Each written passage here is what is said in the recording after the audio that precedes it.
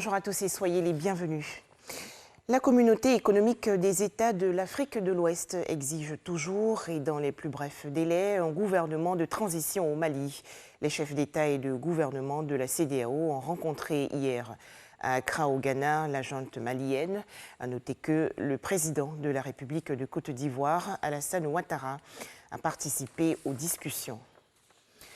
L'actualité en Côte d'Ivoire et nous partons à Noumaba, dans la région centre-est du pays. La ministre de l'Éducation nationale, de l'enseignement technique et de la formation professionnelle, Kandia Camara, a fait plusieurs dons aux populations. Il s'agit d'une ambulance médicalisée, de mallettes pédagogiques et de motos.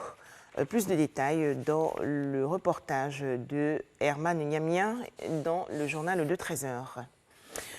Mercredi 16 septembre 2020, c'est aujourd'hui la journée mondiale de la couche d'ozone, événement institué en 1994 par les Nations Unies. Les pays du monde entier sont ainsi invités à protéger la couche d'ozone. Les explications de Grace Kando. La journée mondiale de la protection de la couche d'ozone a été proclamée par l'Assemblée générale des Nations Unies le 19 décembre 1994. Cette année, le thème retenu est « L'ozone pour la vie ». La couche d'ozone est la partie de l'atmosphère, dite stratosphère, qui s'étend entre le 11e et le 50e kilomètre au-dessus de nos têtes. Dans les années 1970, les scientifiques ont observé un appauvrissement de celle-ci dû à l'utilisation d'un certain nombre de gaz par les humains. Ce phénomène a des conséquences sur la santé et le réchauffement du climat et l'environnement en général.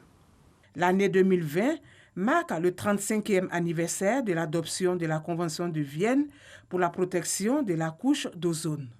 Occasion pour le professeur Joseph Seka Seka de revenir sur les actions menées par le gouvernement ivoirien en matière de protection de la couche d'ozone. Ce sont notamment les cas des chlorofluorocarbone, CFC, ou frayons, utilisés dans la production du froid, la fabrication de la mousse et les aérosols qui ont été éliminés depuis le 1er janvier 2010. Des halons pour l'extinction des incendies en 2005. Du bromure de méthylène pour le traitement du cacao stocké avant exportation en 2015.